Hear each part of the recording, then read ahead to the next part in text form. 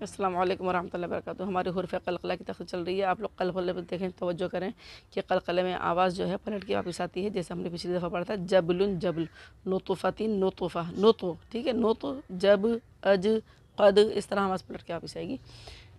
ہمارا سبق یہاں سے شروع ہوگا. حمزہ جیم زبر اج، را دو پیش رون، اج رون اجر، ٹھیک ہے. جیم پہ قلقلہ کیا ہم نے، اور را کے اوپر دو پیش ہے، اس لیے را کو موٹا پڑا. اجرن، آگے وقف اجر، آگے وقف میں را کے دو پیش حذف ہو جائیں گے، ٹھیک ہے، اور حذف ہو جائیں گے اور را ساکن ہو جائے گا. اور اس پہ وقفی صورت میں بھی اس کو را کو موٹا پڑیں گے، کیونکہ را ساکن سے پہلے زبر ہے.